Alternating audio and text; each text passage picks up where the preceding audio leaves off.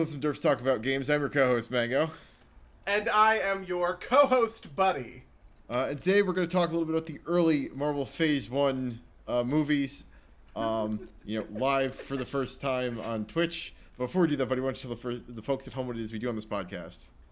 Well, on this podcast, we like to talk about games, but we also like to talk about movies, and we made a promise. We made a campaign promise in our 200th episode spectacular that we would talk about all of the Marvel movies, and we said that, you know what, we'll put that off until later, and now there's only 2 months left in 2020, so it's like, oh shit, we gotta get out of that. We said we would do it. We said we would do it by the end of the year, but we didn't specify which year, so technically that's fair.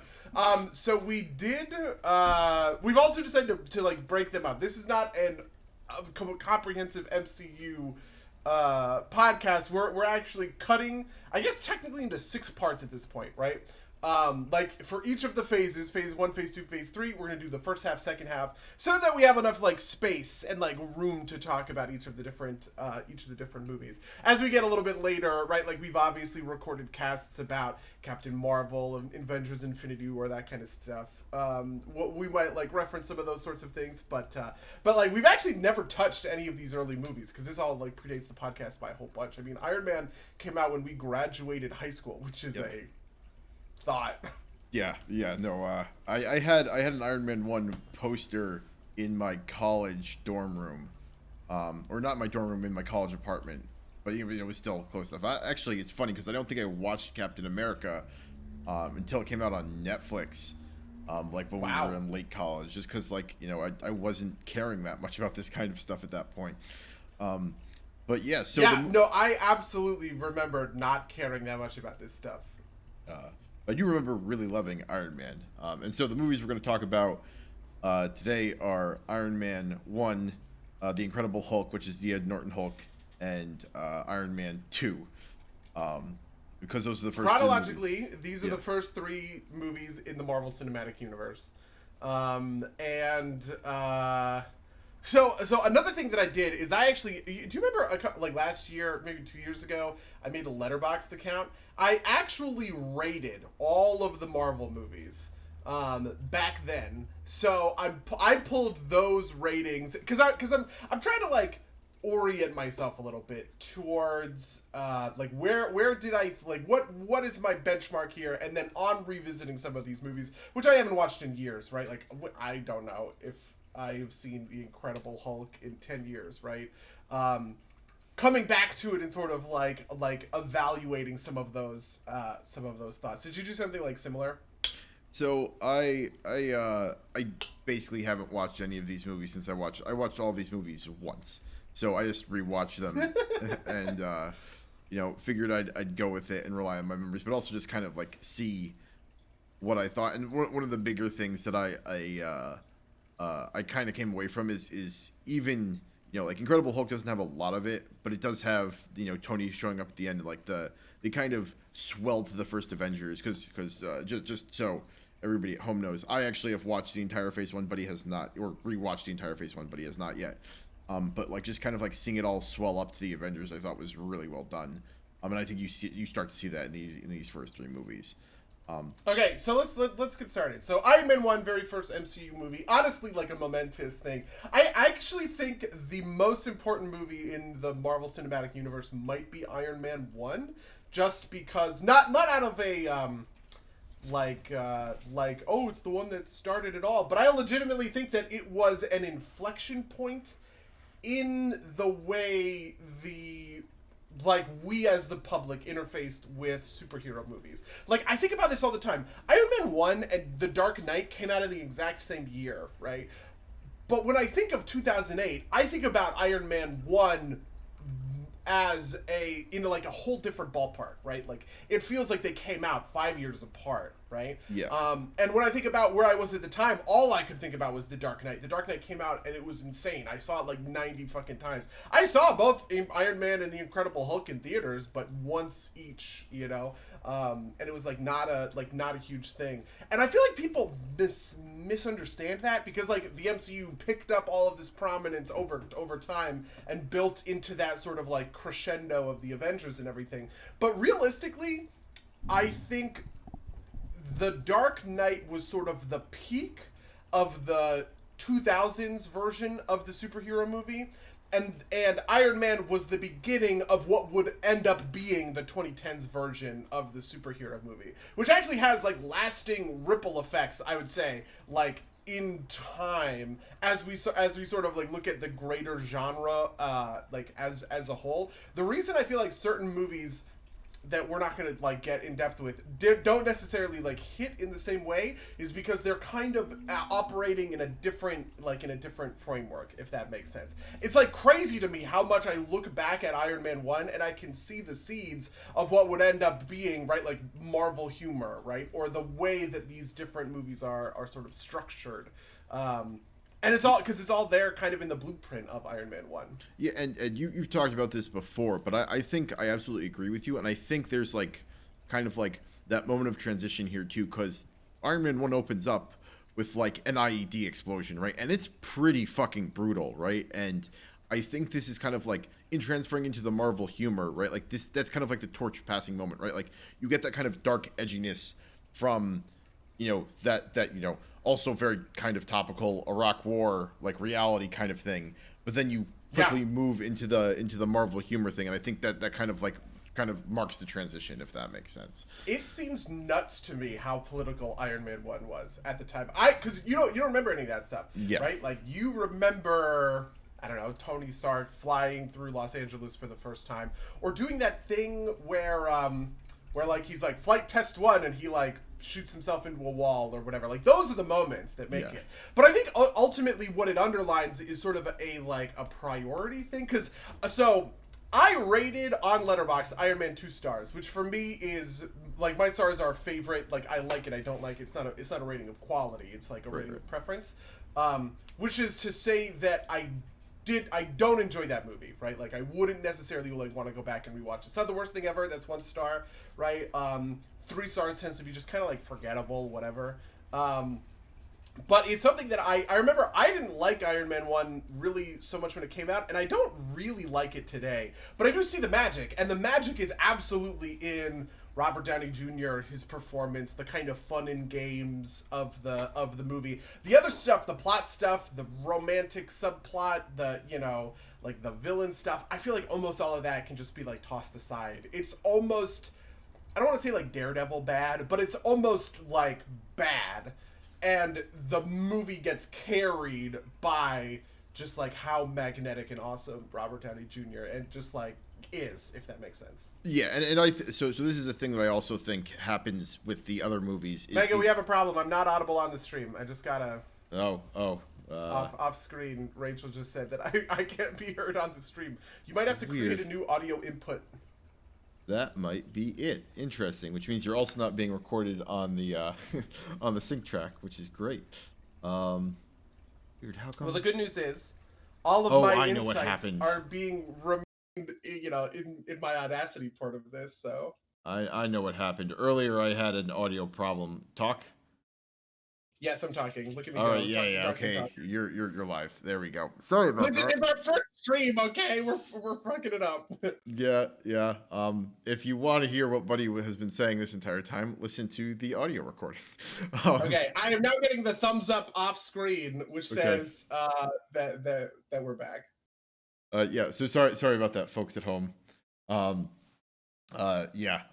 was I like bumped. I have an external sound card for my headphones, and I bumped it earlier, and it reset the defaults on like my machine, and I didn't account for that. Which is a weird thing, but it should be fixed now. Anyway, the point I was going to bring up before we fix those technical difficulties, is that lost my train of thought. Is yes, is I think part of the things that works for Iron Man 1, but actually I think cuts against Hulk and Thor and Captain America, or maybe I think it's neutral for Captain America, is that you have kind of like two things happening in these movies, which is your superhero introduction and then you have like the actual plot of the movie. And like even like the movies in this set that I didn't like so much, I felt like they were still at least like they kept me in my seat because the pace has to be kind of frantic in order to get through all of that stuff, right? Like you have to get through. I will go to bat and say that the Incredible Hulk. I think the plot of the Incredible Hulk is really good. Like, and if somebody were to if I were to sit down and somebody was showing me like a beat for beat, like this is the story, and then this happens, and then that happens, and we keep moving forward. There's really good stuff happening in there. Like, so for instance, I took a bunch of notes. One of the things I noted is how clean the setup for the shitty factory worker is at the beginning, and then how that plays into the chase and like your first interaction with the Hulk and like the first time Blonsky like interacts with the Hulk. You just get that's like so much stuff. It's such potent story material. It's like in like 10 or 15 minutes, right?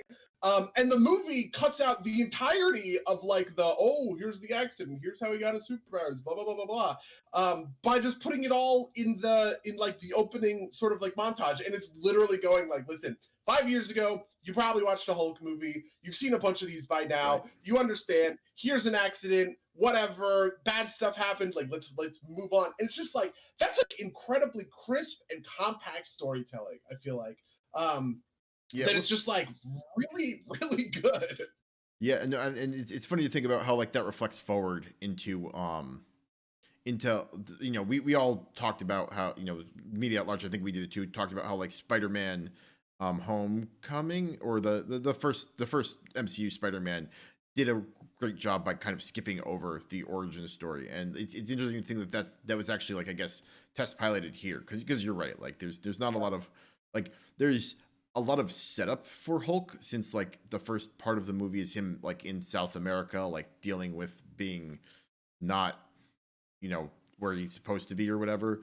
And I still think that takes a little while, like takes a bit to go through, but I agree with you that it's well done and like that moment with like the person in the factory felt kind of tropey to me, but it's not like it was a huge problem. But I would agree with you that it's tropey, but the thing that I love about it is how compact it is, right? Is that like because it's tropey, they can just show you a tiny little fragment of it and you kind of get it, and then it pays off later in the chase because it's like, oh, I ran into like this other guy I had that. You know what I mean? It's the setting up and knocking down of dominoes that I think is like, I don't know, that I just think is like cool and well done. Plus, I also sort of think that like there's a lot of neat low level stuff, I guess, that happens in that opening scene that's just like really cool. Like the breathing instructor guy doing that thing with his like the diaphragm. I can't do it because I don't have my shirt off and I'm not buff, right? But like just stuff like that I think is like really, like I don't know, it's just like very sweet, very, very complex storytelling done like compactly and efficiently that I'm just like, wow, really like good job. Iron Man 1, it feels like has very little of this, right? In comparison, and the story is more or less basic. But the thing is, it creates all the room for the fun and games, right? And the fun and games is what gets you there. So, like, if I'm a screenwriting teacher or something, I probably return the script with the Iron Man 1 script and I say, like, what is all this second act bullshit? Who cares about Tony's first flight? Who cares about the icing? Who cares about like all this other sort of like stuff? It's like super sloppy and very messy. So I'm gonna push back on you there because the de-icing moment's the same moment, right? Like it's the same thing. It's like it's the same type of setup, right? Like this is the thing that's obviously gonna get called back to. I think the weakness of Iron Man 1 is that isn't the thing that wins him the fight, right? Like there's still like another 5 minutes of fight with Obadiah. I mean, I do appreciate that there's still another 5 minutes of fight with Obadiah, but I think the back half of Iron Man 1 sucks, to be honest. Not the back half, the very final fight. There's like the bit on the freeway. That part is okay. And then I don't like the icing thing. I don't like the thing with the reactor. I really don't like the way Oh, any of that stuff. I'm gonna disagree with you hard here because like, and I don't think it's super well done, but like the kind of like a thing that like I think makes these fights or like is kind of iconic about these types of fights, right? Is that your opponent is superior to you in some way, and you win by being something like being better in some other way, right? Like you win because of the thing that makes like your opponent is better than you like by like raw superhero numbers, but the thing that makes you you and makes you special is what makes you better, right? Which is the de-icing thing in this case, right? And I think that's I don't think it's super well executed. I think this is actually a big flaw in the Hulk fight scene because there's no real reason why like Hulk should beat Abomination. It's just kind of like they had a fight and like it happened. Hulk Yeah, happened to win. yeah, Abomination just gives up after being like barely suffocated by that chain. I also agree that that part sucks. I like a lot of the Hulk fights or the Hulk action scenes. The first part in all that stuff in Brazil is great. The middle part where it's Hulk versus Blonsky and he has the Captain America serum, that part is probably the best it gets in the movie. And then the middle part with Hulk and then at the very end where they're fighting in New York before they go to the helicopter crash or whatever. Yeah. That part is all great. The I think I agree helicopter with that. crash is where it sucks. Yeah, no, I think I'll agree with that. I think like like the Hulk gloves was a fun moment. Where he like breaks the cop car in half. Yeah. I love that. That is the greatest thing. I will say two things about the helicopter scene that are great. One, the stomp or whatever is sweet because that is a trademark Hulk move from the comics that you love to see it on screen. And then the thunderclap that he does to put out the fire, trademark Hulk move from the comics. You love to see it on screen. But the chain stuff, all that stuff is all bad. And also, Blonsky just gives up for like no reason. It feels like. Yeah. Yeah. No, absolutely, and that's like a classic moment where like you like. If I were rewriting it, I'd like have a moment where like it like causes like you do something to like put like make him hurt himself somehow or something like you deal with his like overconfidence or something. I don't know because like kind of like the framing I would expect for this right is like Blonsky's a professional soldier, Banner's a dork that got like that has a green guy right like and so like you expect the betterness here is like he's got the Captain America serum, he's got the effective Hulk power. And he's also a soldier, right? So he should be better at this than the Hulk is, right? And then like, I don't know. I guess there's not a good route to like, because you don't have Banner like taking back control now, right? Like the classic way you would do this is like Hulk fights him to a standstill, and then he pops back into Banner, and Banner figures out a way to stop the Abomination or something like that. Oh, really? See, so interesting. This is like like this is me like spitballing, right? But like that's like kind of like how I think you would do it, right? Like, okay, I feel like that would kind of break the Hulkness of it. The thing I want from the Hulk is sort of like the tenacity, right? Like the Hulk is willing to take all the punishment in the world, and he just keeps going, and that's the thing that wins him the fight against the Abomination. This might be just because I know the comics, and this is a comics thing that I'm sort of cribbing from. Like the Hulk versus Abomination fights tend to be about like the Abomination is like smarter and like tactical, but because the Hulk is literally fueled by just raw anger and like passion, he kind of like gets to do that superhuman, just like I will keep fighting even though I'm losing thing, and it creates that like underdog sort of win thing. There's a bit of that in this, but like I don't know, just like the chains choking, I think really. Yeah, no, I agree with that you. That part sucks. Yeah, also, I think this is a moment that I had completely forgotten about, but it's the reverse Man of Steel where Betty tells him not to execute the Abomination. Where I had a moment and I was like, oh, okay, so the Abomination dies. But then Betty is like, no, you don't do it. And then he like does, and I was just like, this is dumb. But I don't know, maybe I'm just like primed by Man of Steel to just think that like, yes, executing this guy is correct. Yeah, I mean, but so Marvel doesn't have the problem it has, or that DC has with like keeping its characters, like its villains locked up. Apparently, at least not in the MCU, right? Like, because like the the Abomination has never shown up again for what it's worth, right? That's true. kind of thinking over it more, I think the way I would have, because like that's supposed to also show that like the Hulk isn't totally a monster, right? And so I think the way I would have Mhm. rewritten it, thinking about it a little bit more, is like Banner like sets up the thing and is like, well, I'm gonna have to risk the big guy like knowing how to do this, right? It's like probably like sticking with a syringe, like a syringe that like he makes from like the blood that he gets from like the doctor at the, in the previous scene where like they suppress the thing, where they suppress the Hulk reaction, like a couple scenes earlier. Like that's how I guess I would have done it, right? Like have Hulk I have think to. how I would have wanted to do it is Banner gives up complete control to the Hulk. Like, like the Abomination is kicking the shit out of Banner, right? Kicking the shit out of the Hulk. And he goes like, "This isn't the fight I wanted. I want you at full strength." You know what I mean? Like hit me. Give me everything you got kind of thing, right? And then maybe you have some sort of, I don't know, like hallucination where like Banner and the Hulk talk to each Oh other yeah, like fight in the and mind or Banner whatever. does Yeah. the thing where he's like, "All right, I'm taking the reins off. I'm not going to fight the Hulk at all. I'm not going to try and hold him back at all, right? Like this is me, Banner, letting loose like the monster." And then like the Hulk just like pounds the Abomination into So sludge. this is actually an interesting point. I'm surprised that we have literally never gotten a kind of like what is Battlefield of the Mind scene between the Hulk and Bruce Banner, which is Yeah, like I also weird. don't know what that's about. I mean, Like I have. This might be a long running thing that we will come back to over time when it comes to discussing like the Marvel movies, because like the Hulk changes quite a lot throughout his sort of like tenure in all of the movies. So we might end up like revisiting some of this stuff. But yeah, so I really did like the Hulk. The thing that I forgot, the Hulk is one of those movies where I remembered it fondly, right? And I remembered it being better than it was. But actually sitting down and watching it, I was like, oh boy, like this Hulk versus tanks stuff sucks. Get rid of this.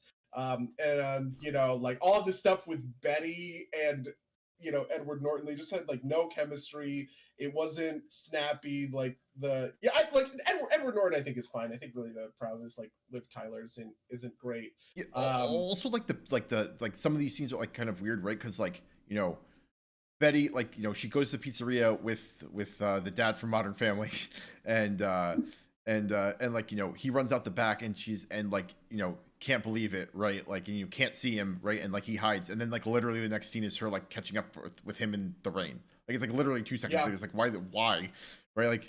Like it feels like there were some holes in here that like they meant to film things that like never happened, right? Like it feels like there should be at least one scene between those two things happening, right? Like yep. um very weird. The other thing I love about the Hulk is Tim Blake Nelson as Sam Stearns, who is set up for that is another Hulk villain called the Leader, who has like a big gamma, like that's why you see his like brain pulse Yeah. at the like at his final thing.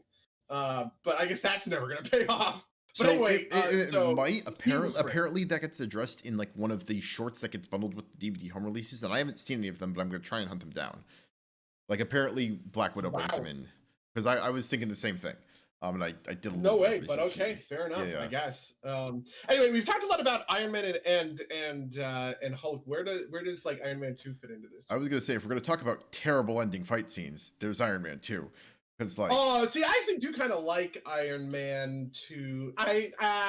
so like See, I okay. like Iron Man 2, but I don't like the final fight scene is just like such like such like nothing, especially the second fight with Mickey Rourke's character.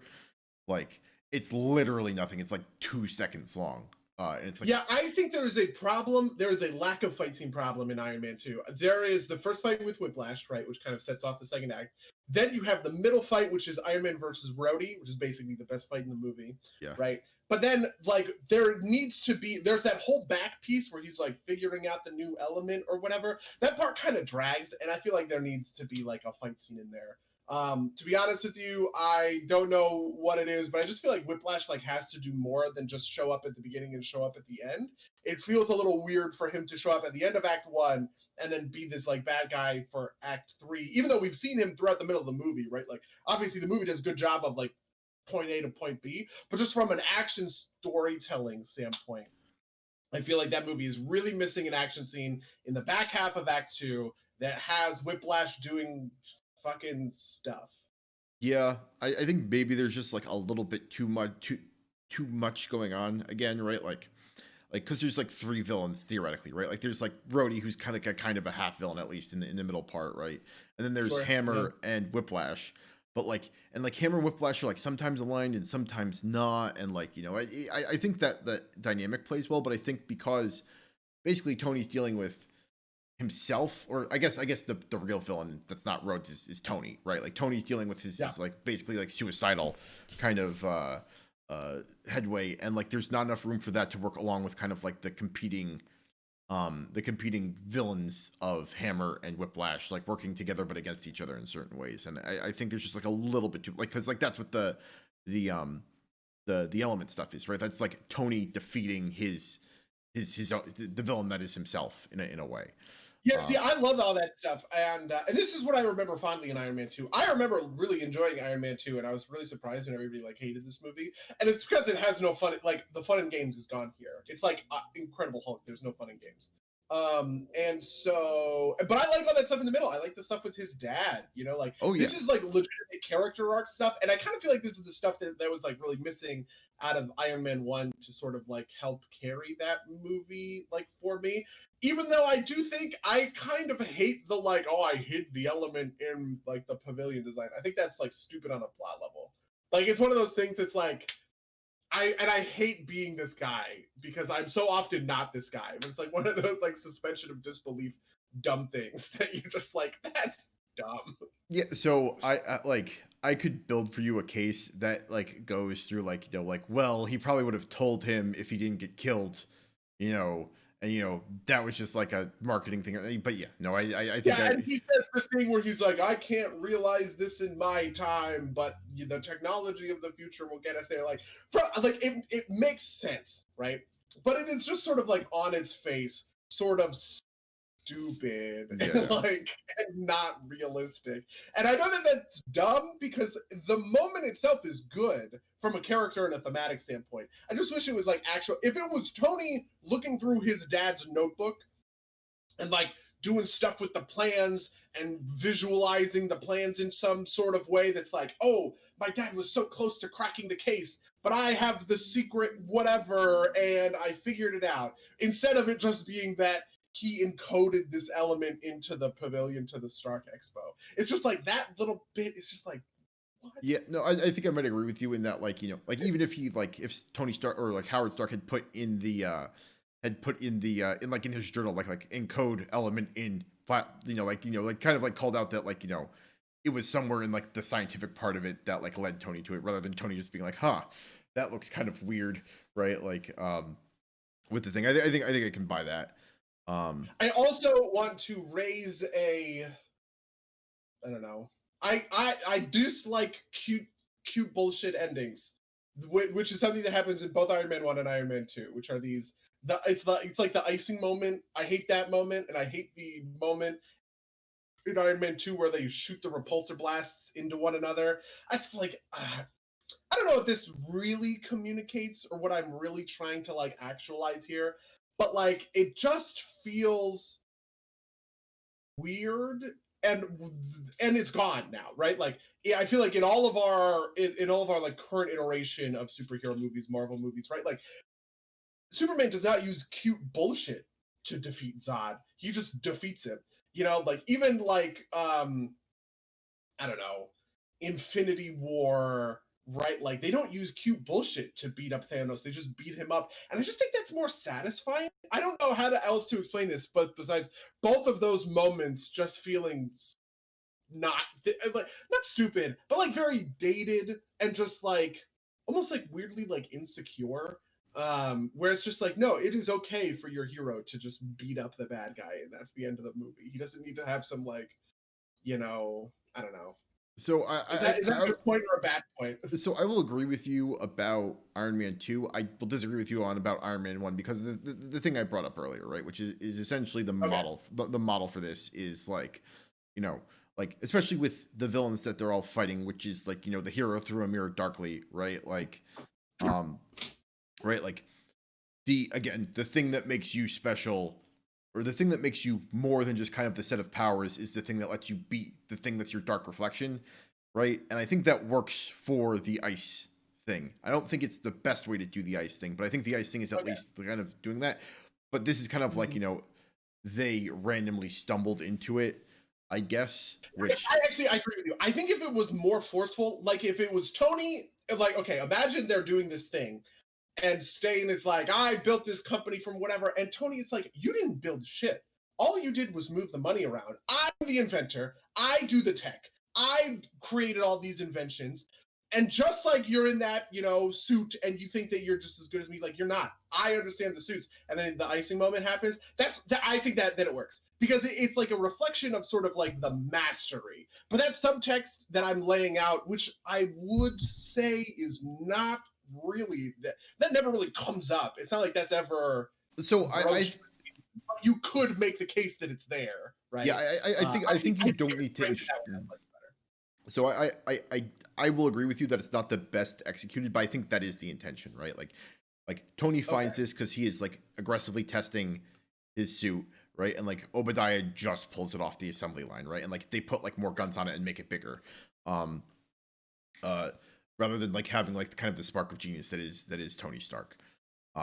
Yeah, and it's funny because it reminds me a lot of, man, I'm just never gonna let this go. It reminds me of the middle fight in Man of Steel, which I like that fight a lot. It's the Smallville fight where Superman like fucks with their breather or whatever, and they like get all, and like Zod is getting all of the, like the whatever. It's like that. But the thing is, I think it works in that moment because it's in the middle of the movie and it is a setup for an escalation later, right? Because in the middle of the movie, Superman has to use the cheap trick to beat Zod. And then at the end of the movie, Zod shows up and he's like, I figured it out. I'm at full power, baby. Like, let's do this, right? And that also gets reflected. I've seen that in other, like in other, like in other superhero movies and like other spots. Specifically, I'm thinking of Days of Future Past as an example of this. And I feel like that is a better overall kind of like plot structure. And I'm kind of glad we got away from, I don't know, like, this feels like mid 2000s stuff. This is like, I don't know, Spider-Man 2 era superhero movies stuff. Yeah, I mean, I think the easy way to get away from this is you don't like we don't have a lot of like mirror fights in the in kind of like the later phases of the MCU, right? Like, you don't have to rely on that particular trope because you don't have to beat someone who's you but slightly better. Yeah, and that is a huge thing. I feel like because, like, so for instance, you could make the case that like Batman versus Superman has this in a way, but because with the kryptonite spear, right? But like because of the natural power differential between Batman and Superman, like it doesn't feel weird or cheesy or anything like that, right? Like it's just a part of the flow. I think that there's something about it being like that. It is suit versus suit in both instances in Iron Man 1 and in Iron Man 2 that like kind of exacerbates this problem. Yeah. Well, I mean, also like I just don't think any of the villains are particularly great in Iron Man 2, right? Like I think Hammer's the best villain of the set, and he doesn't do a lot directly. Because like Whiplash is just kind of like I kind of like that about him, yeah. I think Sam Rockwell, I would love to see him come back, man. He is I wrote this down. I was like, Justin Hammer arming the War Machine is an all-time Marvel movie moment. That little like, like the part where he pulls out the bullet and he's like, I call it the ex-wife, and he sniffs it like it's a cigar. You can't. That stuff is amazing. It's so good. Yeah, no, absolutely. And like, I also think that he would be a cool kind of like neutral character, right? Like, he just kind of like arms whoever, and he doesn't give a shit really. He's in it. He's like totally in it for the money, right? Like, I think he could be like a good kind of like what's like Deadpool-ish type of character, right? Like, and you wouldn't necessarily like make the Hammer movie, but you might like have him show up at various points in time and do like, like what's the word, like just ham it up for the camera or whatever, and be Hammer. Absolutely. I would pay so much money for that. The Justin Hammer movie. Give it to me, right? Oof. I mean, and there's an opportunity for it here, right? Like you could see like, like him step in at some point and like do something because Tony's dead in at the end of Phase 3. Spoilers for. Yeah, I guess we should give a spoiler warning for all these movies. Big boy spoiler warning, I guess. But yeah, but yeah, no, I think he's like so part of the problem I have with Whiplash is that like we don't have like we don't also like get like a good explanation for like why he's like, I guess we get an explanation for why he's angry, but we like kind of get like a throwaway line from Samuel L. Jackson about like why he's actually still bad, really, right? Like it's not like Howard turned him over to like what I assume is like the HUAC for like being a Russian agent or whatever, but it's only because he was greedy and not because like he wanted it for money. So I mean, Howard got him deported. I love, yeah, like I love Whiplash, and I think Whiplash is great. I love Mickey Rourke in that part. I feel like he's a little underutilized in a Hmm. way. But like the so there's two pieces that of Whiplash that are great. One, the thing people almost remember Iron Man 2 in a different way than I do in a certain sense. The thing with the Defense Department meeting is sort of like hubris, right? Yeah. It is the hubris before Tony has shown up, and that he is not special, that there are other scientists out there who are just as good as him. And this guy also makes an arc reactor in his like, Siberian hut or whatever, right? Like that core piece of who like Whiplash, like Ivan Vanko is, I think is like really great, and it complements the Hammer stuff. Hammer is so they're sort of like two sides of the same coin. Hammer is the He's like the wealth. yeah, he's like the wealth. He's like the business. He's the businessman dark version of Tony, and Vanko is the scientist dark version of Tony, sort of thing. Yeah. And that's what I love about Iron Man 2. That's what I think is so cool about. I buy that. Kind of like working. I just don't think I don't think I Whiplash gets enough definition for that to really shine, I guess.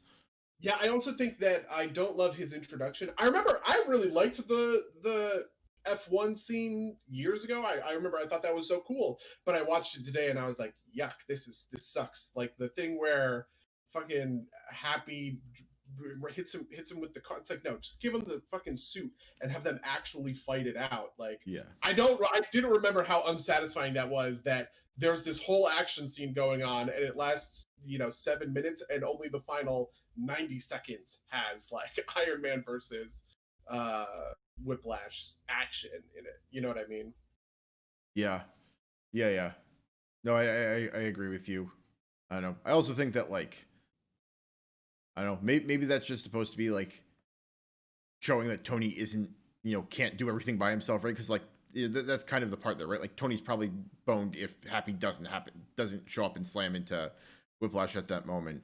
And it's not like painted for the screen as kind of like as well as that, right? Like it's not like the camera tells you that super well, but I think maybe that's part of what's supposed to be there, but I don't know. That's just yeah. I just felt like I remember that action scene different in my head, right? Like I remember they show up, they give him the suitcase, and then they fight it out or whatever. But I like didn't remember. I was like, oh my god, what is the middle of this? Where he's like, and it's like played like an Abbott and Costello routine, right? Like where he's like, hit him again, and everyone's yelling or whatever. And I was just like, what are we doing here? We were a second ago. We were slow motion framing Whiplash with like a bunch of cars exploding behind him. What a huge badass! And now we're doing this like Marx Brothers bit where we keep hitting him with the car. Like, this is the Marvel movie. This is like the Marvel humor problem in kind of action. Yeah. What else is there's also like? Is this is also where Black Widow shows up, right? Like, but like not as Black Widow. Yeah, her thing at the end sucks. Like her little fight scene. I like the boxing moment where she like beats up Happy. Like I feel like this is the thing. It's like it's not about where the comic. It's not about that there is comic relief. It's where it is, right? The moment where like Happy's like, lesson number 1, don't take your thing off the opponent. She like does her crazy flip kick thing or whatever. Like that stuff is fine. I think that's where it works. But having that whole fight scene at the end where he's boxing the one guy and she's like beating everybody else. I hate that stuff. That's the stuff that drives me wild about these movies, because it's just like it kills me with like the stakes of it or whatever. Ironically, Iron Man 1 does a really great job of this. Like even if I think the Iron Man 1 ending is pretty doofy and bad and slow and weird and not paced right, it sticks the landing. You have the bad heart in Tony, so you have his like he's powering down or whatever. You have this stuff with like Pepper or whatever is there as kind of like a civilian to be like collateral damage. Everyone is playing that scene super, like super straight. In a certain sense, that kind of like raised it in my, in my viewpoint. Yeah. Do I have? Yeah, yeah. No, I guess I agree with you for the most part. I like the end of Iron Man 1 better than you do. Mhm. So I will say I don't have a problem with the happy Black Widow scene in theory. I have a problem in that like it's a large part of that final fight scene which is already anemic, right? Like, and I would rather trade that out for like, you know, like more minutes of Whiplash and Tony and War Machine fighting. Um, Yep. uh, so yeah. To be Oh honest, I sort of think that the final fight in Iron Man 2 shouldn't have had War Machine. I think this is how I would rewrite that movie. I would create a fourth fight scene where I was talking about in the second half of Act 2, where Whiplash is doing crazy badass Whiplash stuff, and they send War Machine to deal with it. And because he's, half Stark, half Hammer bullshit, he gets the shit kicked out of him, and then Iron Man shows up and 1v1s Whiplash and wins kind of thing. I feel like that might have it's a complete rewrite, obviously, yeah, yeah, but I did love the interaction. I like the banter. I think Don Cheadle is better than Terrence Howard, which also, by the way, blast from the past. Like, Terrence Howard as Rhodey in Iron Man 1. But I had a tough time. I had a tough time with like that final fight scene. I feel like also because he's called Whiplash and he has the whips and he has the whips in the suit, but it's just like it's like too dark and you yeah. can't see what's happening and he doesn't even really use them until he like whips the two of them in the two different spots and then they're just all standing still. I don't know, I hate that stuff. Yeah, and like I think it's just like I think it was just like a badly choreographed or maybe like, a badly put together fight scene.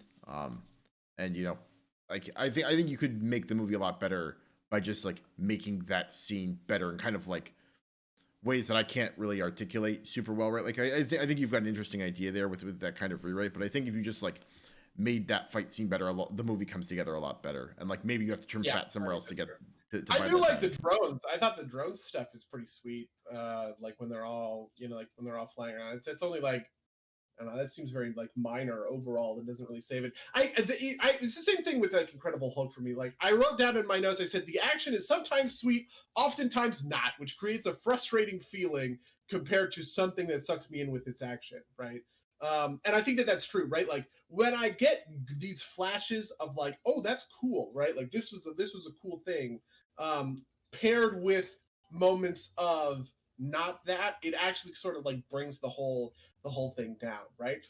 Whiplash, whipping the cars in half and they fly up and explode.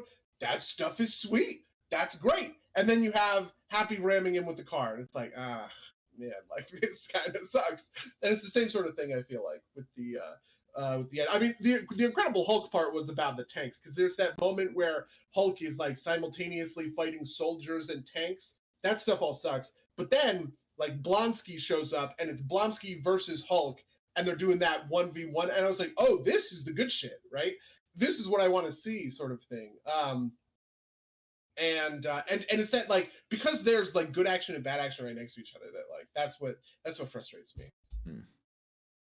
Uh, I so something that stuck out at me that's like a little bit less directly about any of the particular things is that like these movies also seem to be like very shy of like showing anybody getting hurt in any real way, which seemed kind of Mm. odd to me, right? Like even like any kind of civilian kind of interference, right? Like you know, nobody's shown getting hurt at all. Even and like the villains that do get hurt get like kind of just vaporized rather than Obadiah Stone kind of gets vaporized by the power surge, but not like it's not like you see any of that. Do you like um I can't remember. We don't see any of that at all, kind of ever, right? Like I guess this is like a Marvel trying to There's keep it in the the PG-13 kind of. Yeah, I think that, but I also do think that the movies in general sort of, I don't know, I'm kind of half and half about the civilian casualties. I like that. this is gonna make me sound like a sociopath. I like that the Hulk and the Abomination fight it out on the streets of New York with all of these civilians like running Sure, around, sure. right? I feel like this. I don't think this was a talking point before Man of Steel, like where it became like a thing, like oh, you can't have whatever civilians doing stuff in your movie or like getting hurt like this in your movies. But I think it just ups the stakes and the tension in the drama, right? Like Abomination is clearly just going to keep wrecking house through New York City until somebody stops him. You have to stop him, and if that happens without civilians, it sort of sucks. This is also what I like about the end of Iron Man 1 in the freeway stuff, right? Like they go onto the freeway, there's the car or whatever, where like he gets hit through that bus, like a bunch of people had to have died there. But I think all that stuff just raises the stakes, makes it more tense, gives it more sort of like drama rather than these like I don't know, like DBZ level fights where there's just nobody around. This is part of what sucks. I mean, Iron Man 2 has some of this in its fight scene, I guess. No. So I'm not. So the thing I'm highlighting here is that even though there's a lot of it implied, we never see it, right? Like it's never kind of like Oh, okay, yeah, that's true. you don't like. There's a lot of blood in Iron Man 1 with the Afghani guys. I Oh guess, yeah, you're right. You're right. You're absolutely right about that. Yeah, that was super direct. But that's it. Yeah. Huh. Weird. Listen, it's okay, I guess, if they're Middle Eastern civilians. Well, they're not civilians; they're enemy combatants, right? Like that's fair. They are enemy combatants. Yeah, I was a little surprised. I remember this, but I was a little surprised in retrospect at how cold-blooded Tony was willing to just ice these people, right? Like, there's the part where there's all these guys, and like, granted, they're holding rifles to civilians or whatever, but it's just like he shoots them. And it's like, were those tranquilizer darts? Those were gunshots. He killed them all. And the thing with the tank, I always remember the tank because the tank is the famous one, right? That's the one that everybody talks about, where he just blows up the whole tank. Like, framed is very cool, but it's like if Batman did that, people would lose their fucking minds. I mean, Batman does do that in Batman vs Superman, right? Yeah, I mean, there's. Like I said, I think Man of Steel changed the game when it comes to this stuff. I think we could have a longer discussion about that, right? I think I don't think like not killing people is as core to Tony as it is to kind of the DC heroes we're talking about. Also, like, so if I wanted to make a real case for this, it's that like, Superman agonizes over killing Zod, right, in a way that kind of like clashes with like the way the kind of like carelessness about the civil, or not carelessness, but like the perceived kind of like lack of care about the civilians. Which is I think that I get that. Like, I mean, that whole Batmobile chase, which I love, obviously, right? But there's a bunch of people who died in that, and so it's a little weird that like Superman and Batman, who are hypothetically, like pretty similar, are like engaging with it in that sort of different way. I also just think that I don't know. There's like a weird. I don't know. I don't think that this has a real rhyme or reason, but there's like a weird. The Marvel heroes get to do it and the DC heroes don't, because I feel like it also happens in Captain America. It also happens in Thor, I'm pretty sure. And it's just like they get to get away with it in a way, probably because it is like not a dark, serious, that's the fun and games part of Iron Man. Like he's running around with his new toys and he's showing off all of his like cool stuff. It is framed as cool. It is not framed as like brooding or like talking about like the morality of it all. Yeah, I think the weirdness here is that like there's a difference between like acts of war and acts of policing, essentially, right? And like the Marvel ones tend to be more acts of war, which like killing people is more acceptable in kind of that context. Whereas like I think you can make a pretty good case that like it's not as like that you could apply that frame to Batman versus Superman, but like because Batman is essentially a police character, right? Like he gets held to a different standard. I think that's very fair. Like for instance, so in Batman vs Superman, the car chase happens with these arms dealers, right? Who are like smuggling in whatever. But like imagine those guys are like drug dealers, and all of a sudden it like plays a lot differently, obviously. Yeah. Or like thieves, right? If Batman is like whatever to these common themes. It just plays in a much different kind of territory than these like hardcore PMC mercenaries that you have seen like gunning down civilians in West Africa. Yeah. No, and I think maybe that's also kind of why it rings a little bit weird, right? Because like I'm thinking like the inverse of this, right? Like imagine Batman like out in Afghanistan fighting terrorists. It's like that just like feels weird. That's true. That's fair. Yep, I get that. Yeah. Yeah, I Tony. also think that we just like in general take liberties. This also happens in the Marvel movies. We just like take liberties with like I hate it. I hate it so much. There was a video that was going around a while ago that was about Batman like Arkham Knight, Arkham whatever, like one of the video games, Oh, right? but But it he's was got just tasers showing on the cars, right? Like, yeah, just like showing the different ways that like Batman can like beat up guys, and it was like Batman punches a dude in the face, and then it's like he's concussed and he probably has brain damage and all this. It's like get out of here with that shit, right? Like nobody cares. You hit him hard in the head and he falls down. He's alive. It's fine. Nobody wants to think about like, oh well, actually that would have severed his like seventh and sixth cortical vertebrae, and he's paralyzed for life now. yeah. I mean, so I think the punch ones are I think I'm definitely with you on that. Like, like let believe what the movie tells you. Or the game, I guess, in this point. I think it gets a little bit worse when like it's like, and then you hit the criminal with the Batmobile and he's not dead because You know what? That's fair. I get that for sure. Yeah. so but yeah, no, I definitely I agree with you, your general thrust there though. I have a feeling that this is going to come back a lot because obviously it becomes like a bigger deal as we progress forward in time.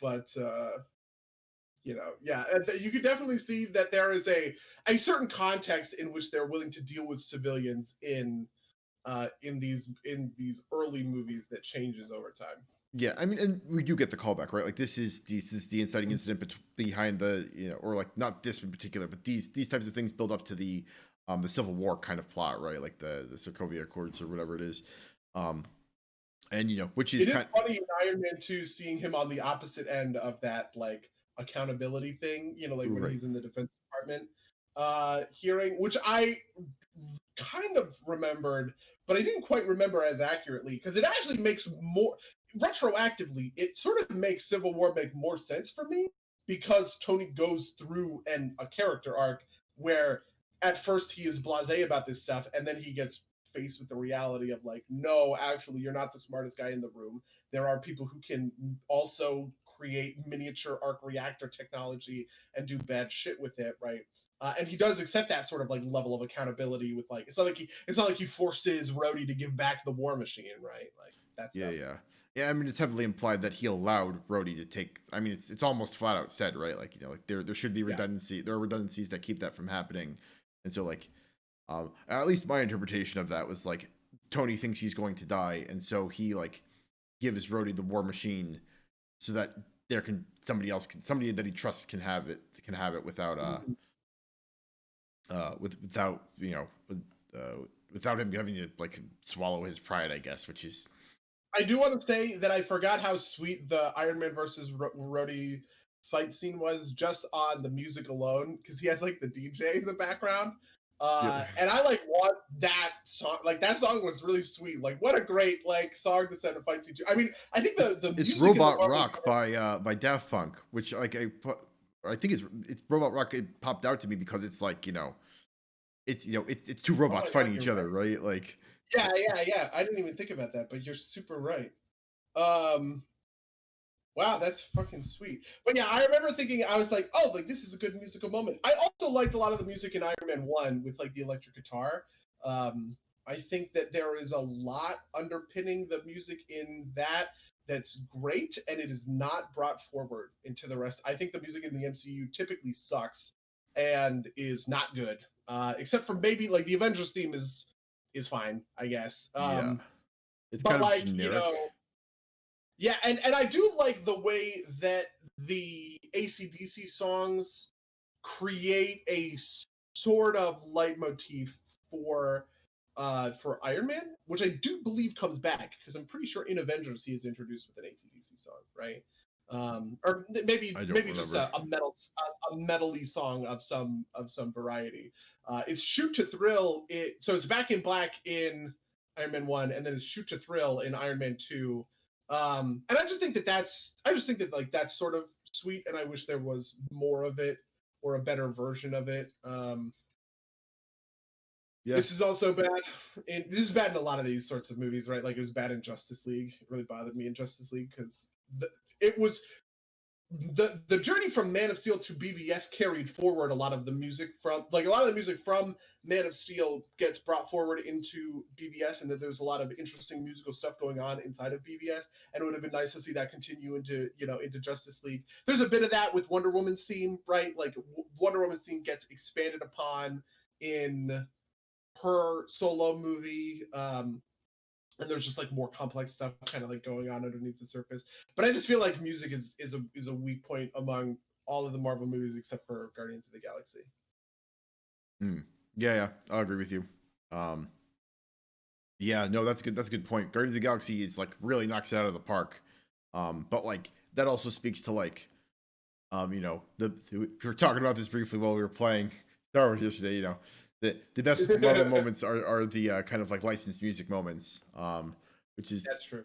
uh, yeah. Yeah, I also want to take a second to talk about the camera work a little bit because I think of Marvel as having a very drab color palette, right? And I don't love the camera work in a lot of their movies. And I was surprised in Iron Man 1 and in the Incredible Hulk specifically, where I was like, wow, like this is some legitimately really good cinematography, right? Like part of it is the fight scene stuff, right? Like I love the first fight with the Hulk in so there's the first fight with the Hulk in the factory, which is like essentially shot like a horror movie, right? Like you never really see the Hulk, kind of like dead on. You get like his silhouette or whatever, and I think that's super cool. That's super clever, obviously. And then it transitions like when the fight is at the college, you get the wider shots. It's shot more like an action movie sort of thing.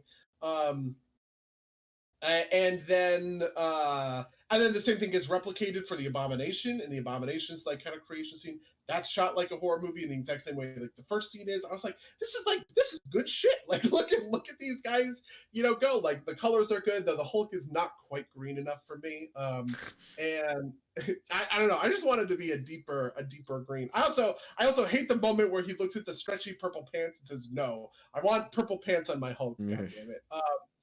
And though overall I like the Hulk design. People got really mad about that design, but I've always thought that was a good design for the Hulk. So what I will say is that like in the transfer to Mark Ruffalo, I think like Hulk looking vaguely like Banner is much better with Ruffalo than it is with Norton. Like that is true. Like that Hulk looks nothing like Edward Norton, at least not to my eye. The thing I like about that Hulk is he's super chiseled. There are versions of the Hulk that look like I feel the Hulk should not have any fat on his body. You know what I mean? He should just be raw, just like super cut muscle. And the Incredible Hulk version really nails that. Also, I think the Avengers one basically gets there. But I feel like over time the Hulk sort of loses that, and he looks a little more soft.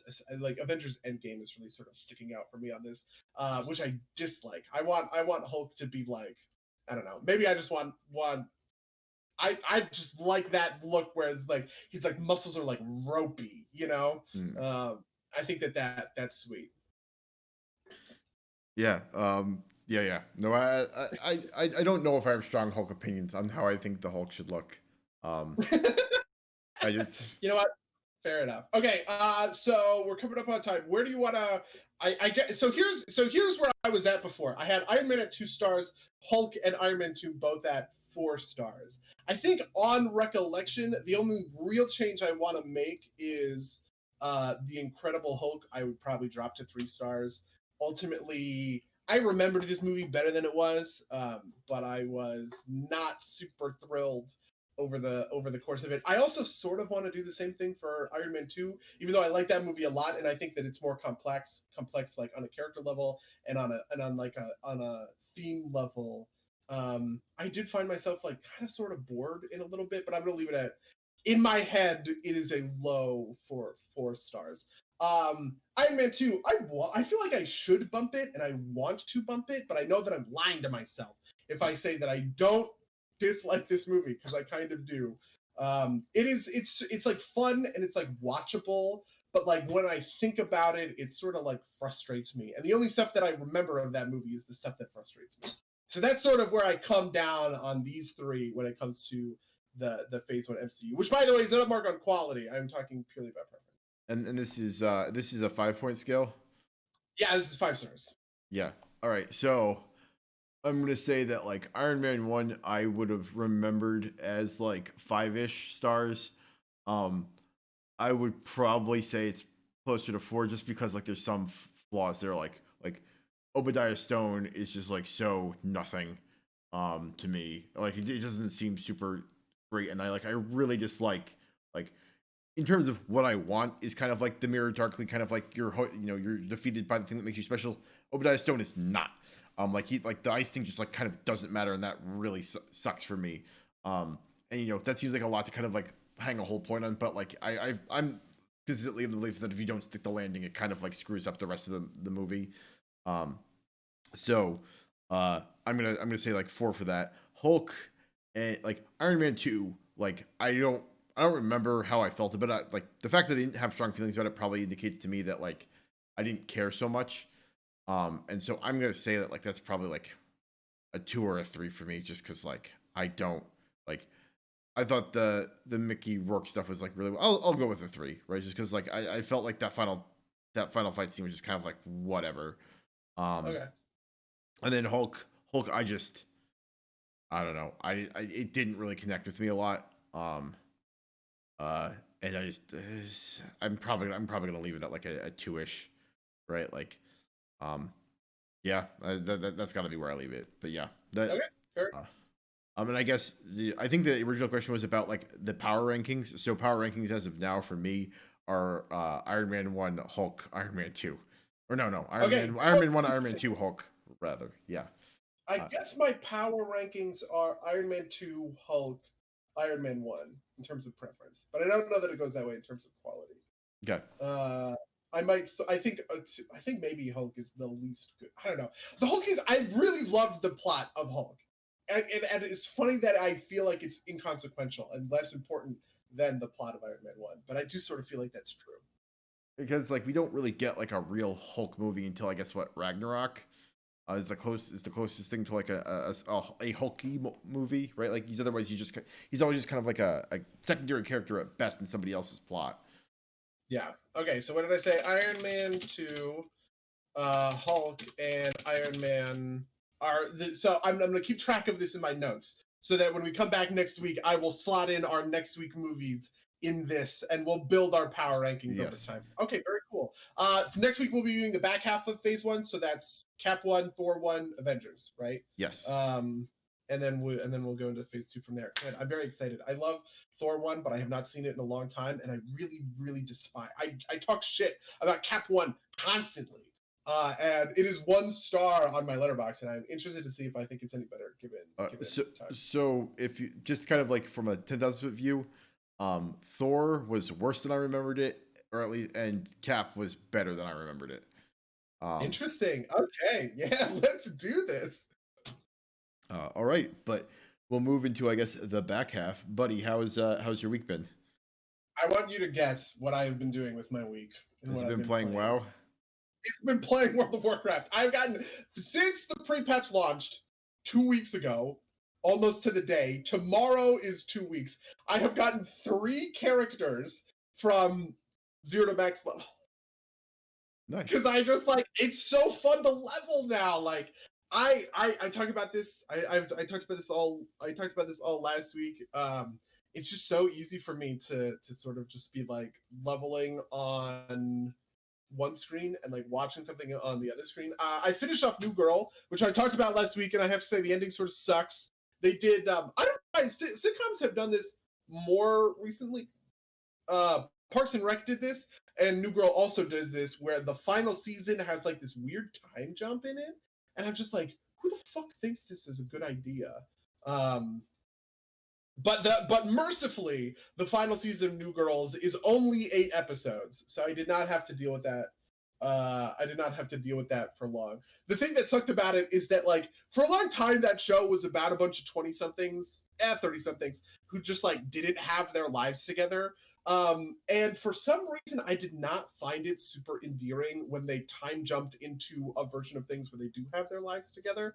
I don't know if that felt cheap or I don't know. I just like I hated it. I thought that was bad, which sucks because I really love that show, and I think it's really good and really fun. I don't know.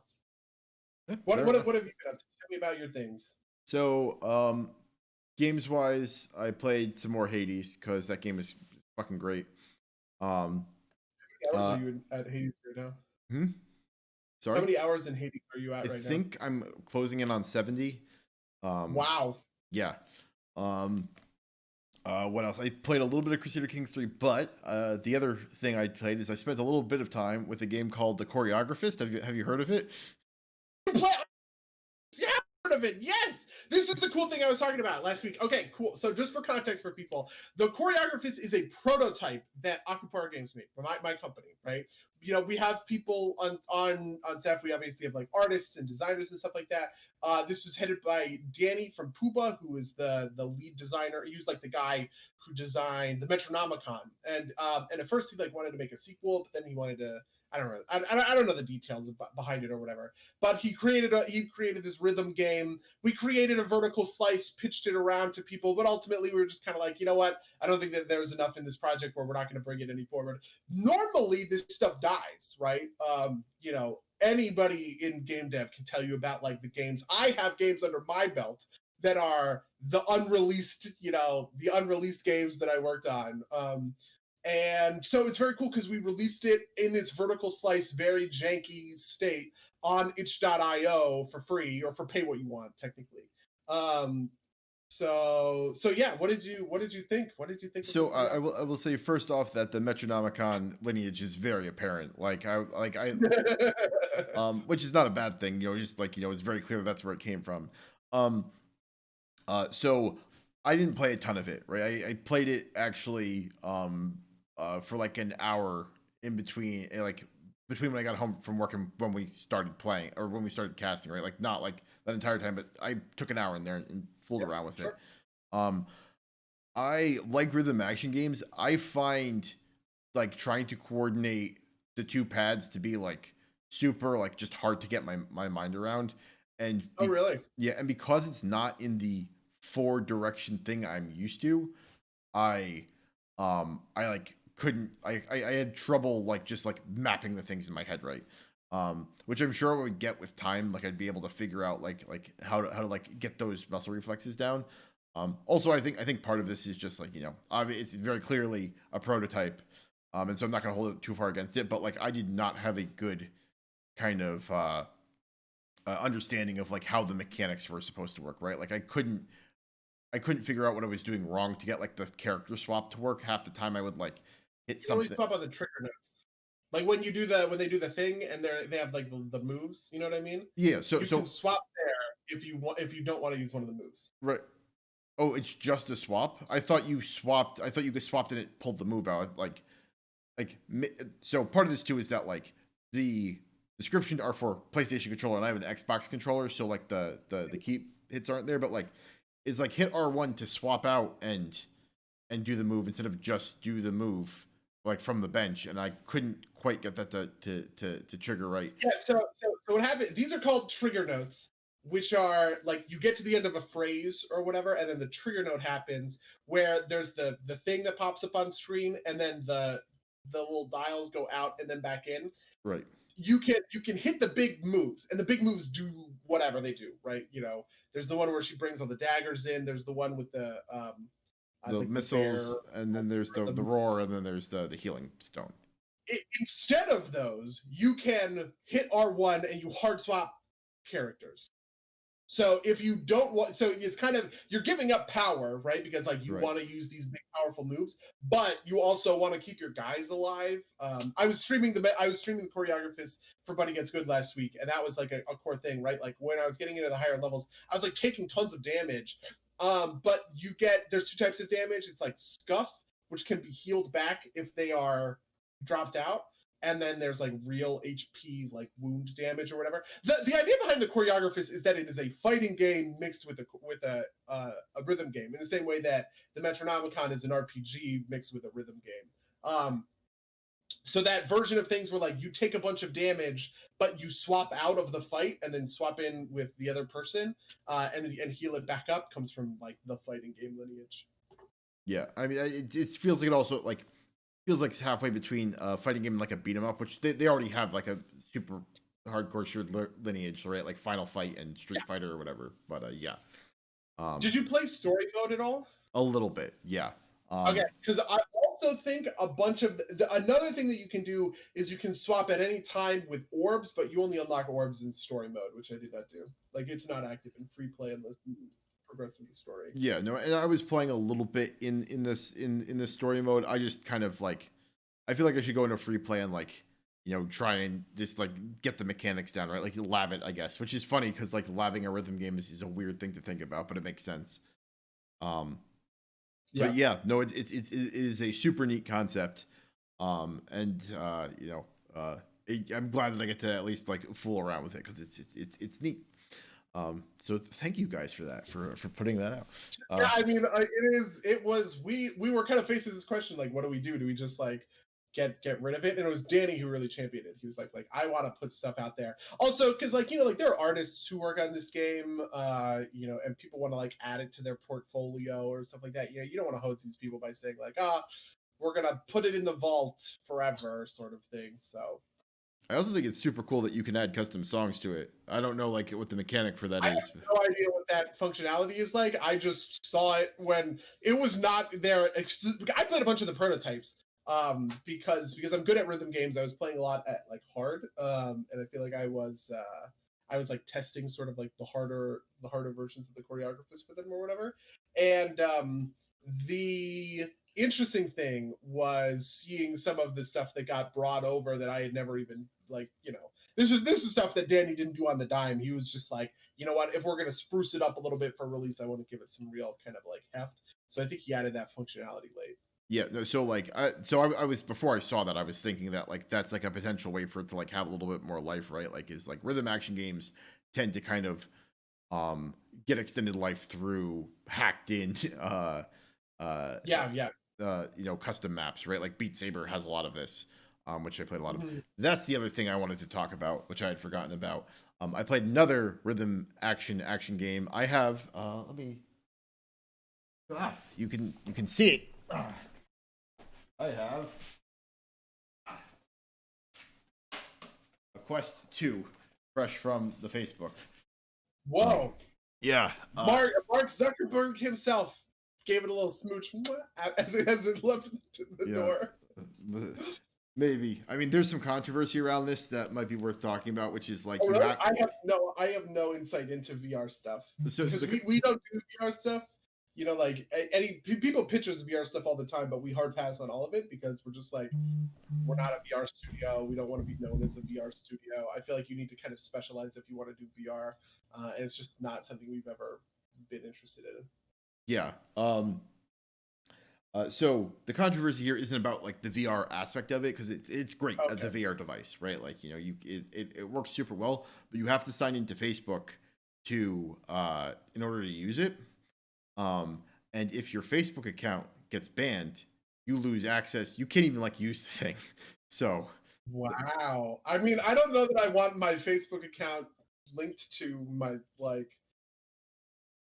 That is a weird thing to me. And like, or I guess maybe it's not a weird thing. I'm logged into my Facebook account on my phone. Is it like that, or? Well, it's also like how you buy things, right? Like it's like a Steam account almost, but it's tied to your, but it is your Facebook.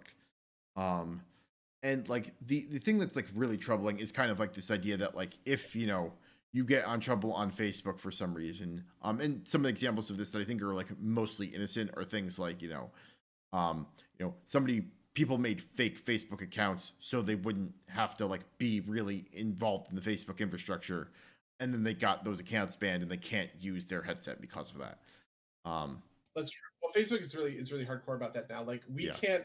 We tried to do this when we were working on one of our games. We tried to create a, in the way that I can create a Twitter account for Akupara Games, for Yeah. instance, right? I was trying to create a Facebook account for an adjoining game, and you can't. You have to be a real person.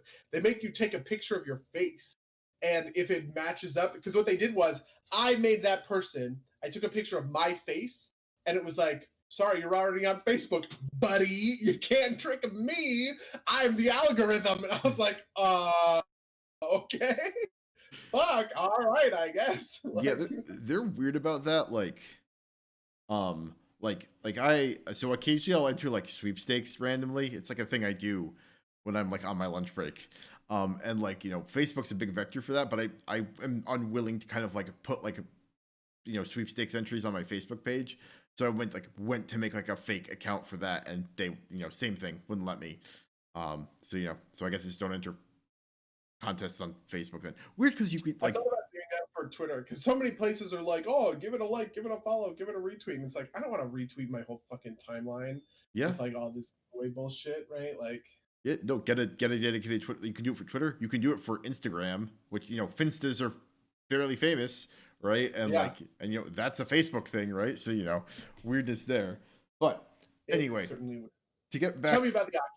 so the big thing that I've done with this so far is I'm waiting for this is I probably shouldn't say this live on air because there are mods for certain games for this that I might be looking into, and they might be rhythm action games they've talked about previously. But a rhythm action game that I'm not going to mod that I've played on this is Pistol Whip.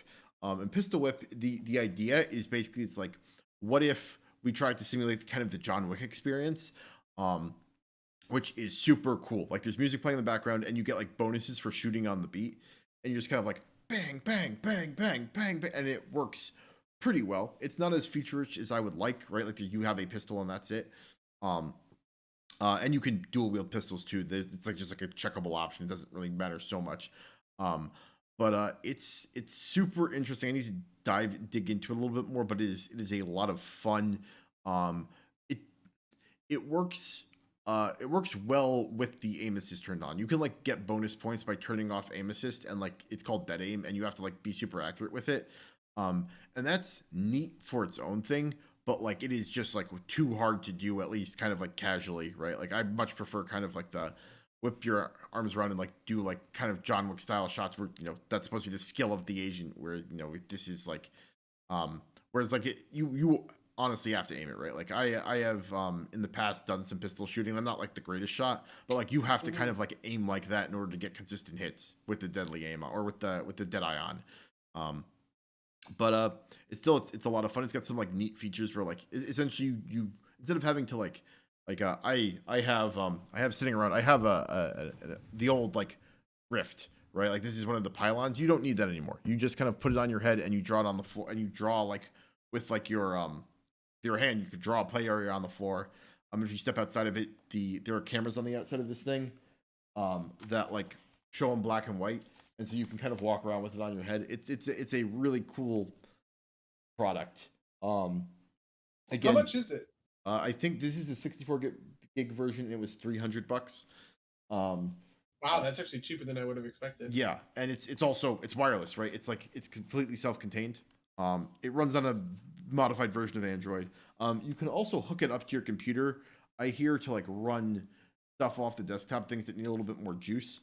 I haven't tried it with this. I know it works very well with the Oculus Quest. This is the Quest 2. I need to explore that at some point, since I have Beat Saber on my computer. And I think it interfaces with Steam VR, so you get the whole library. This is kind of like why I was super interested in this headset, is because it works well on its own, and if you want the extra power, you can hook it into your gaming rig.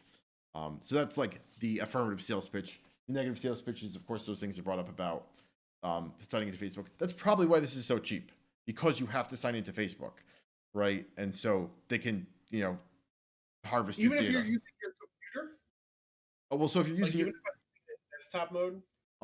So I can't speak to that since I haven't done it yet. But like, if you hook it into your if you hook it into your computer, I think you can bypass that. But like, if you want to use anything Oculus, like you want to use anything Oculus affiliated, I think you have to sign into your Facebook, right? Like my Rift, I signed in at one point, and that's also like you can't have a separate Rift account. You need an Oculus or you need a Facebook account anymore. So,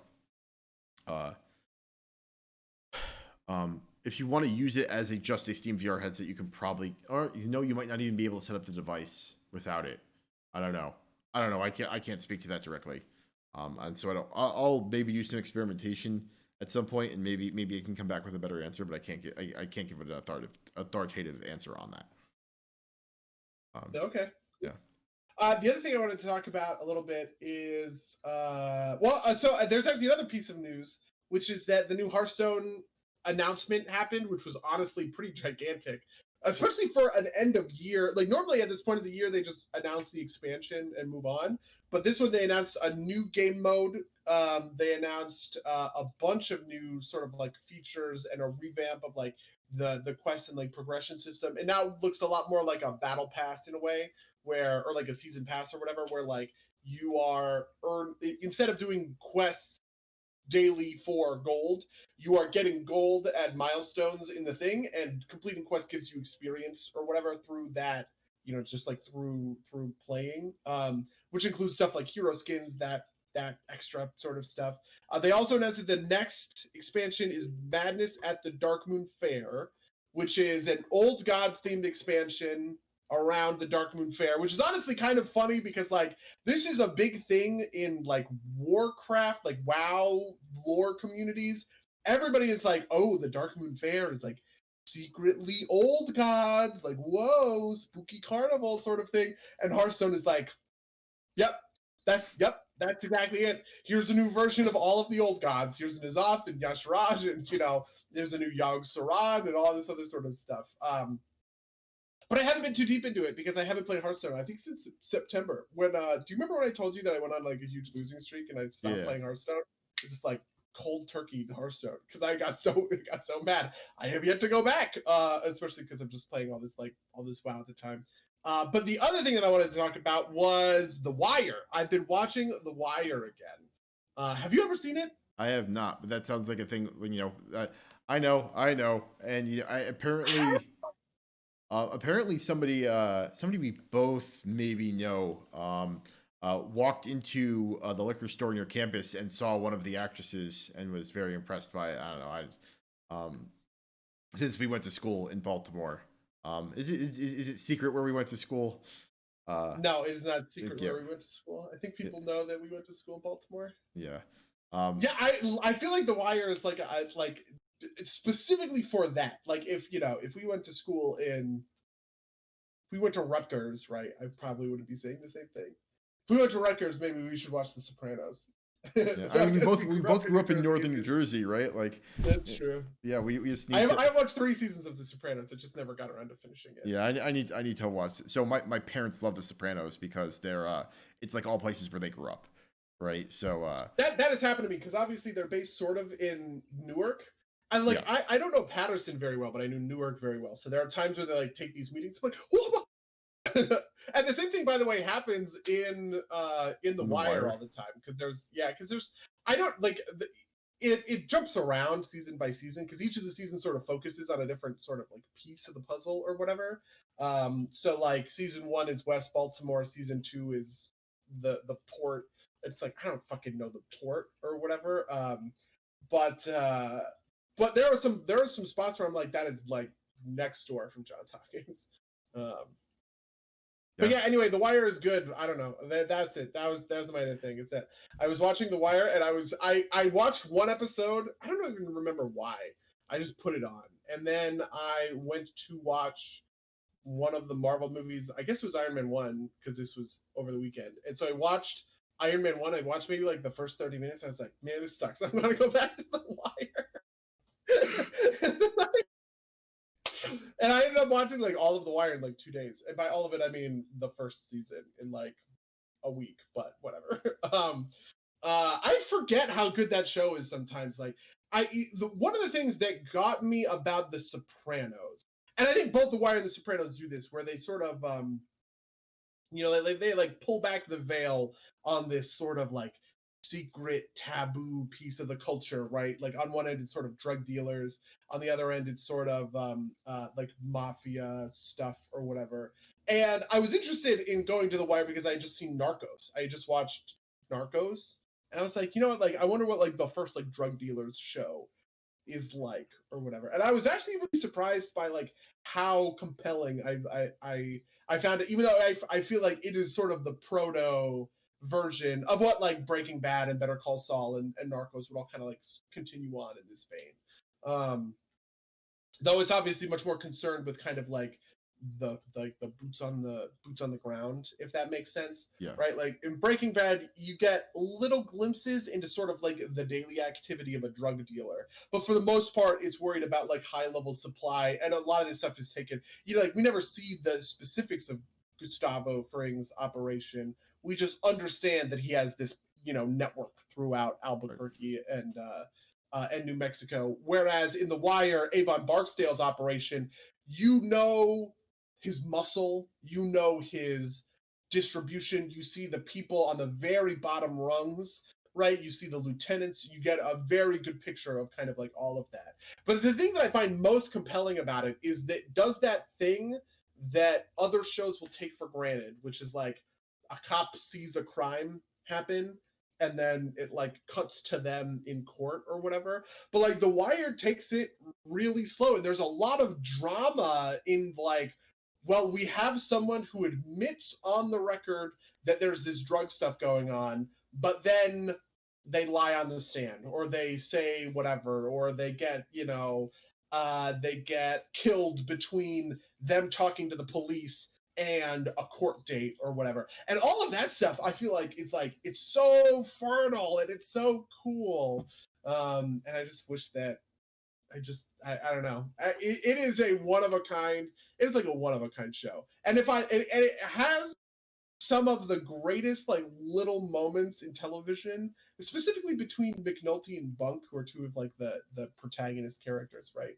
They have these interactions like in a bar or whatever that are just like all-time hilarious, right? And I won't spoil any of this for you because we should watch it. We should do a podcast episode on this. We should come back to this in a real sense, like we did Better Call Saul, maybe.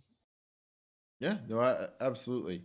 So this is only vaguely related, but I do kind of this is something I want to ask is because I've gotten mixed responses from other people that we went to college with. Is how much did you like living in Baltimore, and would you live there again if the opportunity made itself, like, or like if there was? I would live there. I like living in Baltimore just fine. I would live there again pretty easily. I'm a little bit different. I know a lot of people who say those sorts of things, but like because I grew up, like the town I grew up in is next to Newark, right? Right. And I also spent some time right like in Tokyo, so like I feel very at home. I mean, I live in South Central LA right now, right? Like I feel very at home in these like cities, but I know a lot of people who weren't as comfortable because they came from, you know, if I come from a rural town in Pennsylvania, right, I know a lot of people had a really tough time kind of like transitioning into Baltimore from that, which is fair enough. Yeah, no, so it's weird because like I did not like Baltimore so much. I probably wouldn't go back there unless like there was like a, you know, like it was not so bad that like if, you know, someone was like take $2 million and go move to Baltimore, I'd still go to, you know, I'd go to Baltimore or whatever. But like I didn't feel that way about like other cities, right? Like San Francisco was good. I think I'd go live in New York at some point. So something that was weird to me, kind of like coming up, is that like because my basis for cities was New York, specifically Manhattan, because that's the easiest one to get to from the Jersey side. Like every other city I've been to has just kind of been like, well, this is like not so great. And like there are cities that do compare, obviously, right? Like Seoul, I've been to, compares. But like just like Manhattan being like this kind of like island of towering, or, you know, island of skyscrapers, like set my expectation for cities, and like Baltimore didn't live up. And like San Francisco didn't like it's very different. It has its own kind of charm to it, but didn't live up. Kind of even Boston didn't live up. It's weird kind of having New York City be your formative city. At least I think what's interesting there is I would have agreed with you maybe if I didn't live in Maplewood. Maybe if I still lived in Morristown, I think I would have agreed. Okay. But because I lived in Maplewood and I was so close to Newark, I like Newark almost was kind of my benchmark. Like honestly, I didn't spend that much time in the city. I mean, like my dad worked in the city. Everyone's parents worked in the city. We all went into the city all the time. It was only half an hour by train. I still think Newark has a lot of that kind of like skies, like it doesn't feel as big as New York, but it still has a lot of that skyscraper stuff, right? Like I know I have spent a fair amount of time in Newark. Maybe not kind of like, maybe it was almost always kind of like special eventy stuff for me, so maybe that's like the difference. But like my vision of Newark is coming in and like coming in off that exit by what's now the Audible building, and like that's like a really built up area. So maybe again it's just kind of like my specific experience with it, but like Like when I think of Newark, I think of like the Ironbound district. okay, I that's think fair. of like Portuguese, like Churrascarias, right? Like Yeah. I typically don't Wait, think wait. of I downtown. gotta know. Do you have a favorite churrascaria? In Yeah. the So I think it's just Iberia or like okay, Iberia. Iberia. I'm familiar with Iberia. Yeah, yeah. Yeah, My personal. that was like a big, like fancy place for us to go to. If my grandparents were in town, right, and we wanted to go eat a fancy dinner, we would go to Iberia a lot of Okay. the time. My personal favorite is Fernandez too. I don't know if there's a Fernandez one, but it's like similar kind of thing. My dad discovered it, I think, like on like a client meeting at some point, and he's like, we have to go. Like my dad is not one for like anything other than like Italian food, and like so he's like, like Portuguese food is not that crazy, but like my dad's the type of guy who would like call it like ethnic food or something, right? So like he was like, oh, we gotta get here. Let's bring you meat, and they don't stop, right? Like it is. Well, my real favorite, or like the real favorite, and I don't even remember the name of it anymore because it was like a very hole in the wall place. It it had two locations, one in Newark and the other in Union, and we lived kind of near Union, so we would go to the Union place. But it was a tiny little hole in the wall where they had a huge, gigantic. It's like a huge rotisserie sort of thing, and they put ribs, and it was dry ribs. It's not like wet, Right, like right. Memphis slather it in sauce ribs sort of thing. That would be my favorite, like Portuguese, like churrascaria kind of place. But like it's not quite the same because like you buy the ribs. You know, it's Yeah. not like you're at the table there. You walk in, you walk out. It's functionally a takeout place. But that place was the shit. Let me tell you. What's its name? I'm curious. I can't remember the name off the top of my head. I would have to Okay. ask my dad. All right. I mean, he lives. It's like they moved from Maplewood to Newark, so he lives in Newark now. But No, you'll have to get that name to me at some point because my dad does a lot of work in Union City, I assume, right? no, Union. Oh, Union okay. City is north Okay. of where Okay. Union. Union, what is it? Um, Union County? Is that right? Or I don't know.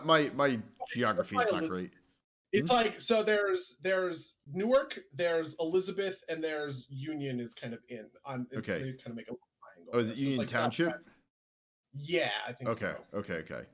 Yeah, that makes sense. That makes Because I sense. remember Union City, because Union, I took my SATs in Union City, which is up by Jersey City, right? Right. Okay. Yeah. That makes sense. That makes sense. Yeah. And then the other thing is, so I also feel like I've lived in a lot of cities. So so I lived in Tokyo, but I also lived in Pittsburgh for a while. And so Pittsburgh, Baltimore, like I can those see that. Newark, these cities all kind of feel like peas in a pod to me. Where like they have a big, powerful kind of downtown area, but like most of it is like you're looking at three-story sorts of places. Honestly, a lot of LA looks like that as well, right? Like That's fair. when I look out my window, I don't see skyscrapers. And like I could go to downtown. I mean, the thing about LA is that it's that, but for like hundreds of square miles. I was Right? gonna say like LA is weird in that like at least my travels around LA like people I know who are like from LA that are like from Manhattan Beach are about as far out from like proper LA as like we were or as like I was from New York City, which is further than you were, but like um No, that is absolutely the weird thing, and it's still city, like it still feels like city to me, and I interact with it in the way that I interact with the city, in the sense that like I walk across the street to the Continental Gourmet, this Argentinian grocery store, if I need a gallon of milk or whatever else. It doesn't feel like a suburb where walking isn't as much of a thing. Though we walked a lot in Maplewood, I guess so that's maybe not super true. But even Maplewood is like 23,000 people in 6 square miles. That's got to be a city by population density alone, even though yeah, no, we were all. this is actually like we're kind of like off our usual ambit, Yeah. but like New Jersey geography with Mego and Buddy, I guess. just to kind of like put the final thought out there, right? Like it's like I lived in like very suburban suburbs in New Jersey, right? Like Randolph is like, Morristown is kind of like that, and like Randolph is like, even more kind of like along like Yeah, like did you do any? I walked everywhere because no one had like our parents had cars, but none of our parents were ever around. They were all commuting into the city, so they were gone from 6 a.m. to 8 p.m. And so we never got rides anywhere. So it was always walking or taking the train. We would take the train, like I take the train to South Orange, I take the train to Millburn or whatever. But if I want to go to Taco Bell with my friends, we're gonna walk. If I walk to school. If I want to go to Max's house, I'm going to take 20 minutes. I'm going to walk up the hill to Max's house or whatever. yeah. So Which was very different than I think a lot of my other suburb friends, where it was just like everybody got rides everywhere all the time. Yeah, we at least some of us drove, right? And there was a park near my house that I could walk to because there was a trail, and whenever I walked, people would look at me like I had three heads. Like, where did you come from, and how are you getting home, right? Um, but like up here in New England, at least kind of like the place I'm living in now, this feels true for a lot of the places I drive through. Like, I guess because they're like older kind of towns, like there's a concentrated downtown area. Like I could walk downtown to downtown Newmarket where I am now, and it's very walkable to like the grocery store or whatever. But like it's a lot denser. Like it spreads out a little bit, like but almost very quickly into like a farmland or like at least what used to formerly be farmland. So it's interesting to kind of see like the difference that difference there, right? Because like I probably couldn't get anywhere super far on foot, but like if I lived in either of the adjoining towns, I could jump on the Amtrak and get into Boston and like probably live without a car. It's just interesting kind of difference. But Yep. yeah, we're really far afield at this point. Do you want to talk about anything else before we wrap it up? I'm good. All right. Well, if you'd like to email us, tell us what you thought about the first phase of the MCU or New Jersey suburbs or anything else we talked about on this podcast, you can email us at podcast@SubduersPlayGames.com or podcast@SubduersPlayGames.com or SubduersPlayGames@gmail.com. You can follow us at twitch.tv/SubduersPlayGames where we're live right now. Hey, thank you for joining us for the first live episode if you're here. Whatever. And you could get the recordings on SoundCloud. This will make it easier for us to export to YouTube as well, though not this episode because I have to go back and fix your audio since I screwed that up at the beginning. But if you are interested in any of that, follow us and rate us and review us on iTunes, all that good stuff. Thanks for being with us. And do you have anything else you want to promote, buddy? Oh shit! I didn't talk about garden mode, which I'm actually a little mad about. Remind me next week to talk about garden mode. But this week I will be streaming Buddy Gets Good, the Halloween edition, sort of, since it's the 30th. Friday at 11 a.m. Pacific, 2 p.m. Eastern. I think we're playing Gone Viral. So I'll be playing Gone Viral. We'll be going back. It's actually maybe the first or second time after early access. It's been a while since the last episode of Buddy Gets Good Gone Viral. That's it. That's what I want to plug. I don't have anything else. So I should probably do this every time, but where could people see that? Twitch.tv/Akupara Games. All right. AKPARA. All right. Well, everybody go check that out. But with that, I'm going to say until next time, dear listeners. Until next time, loyal listeners.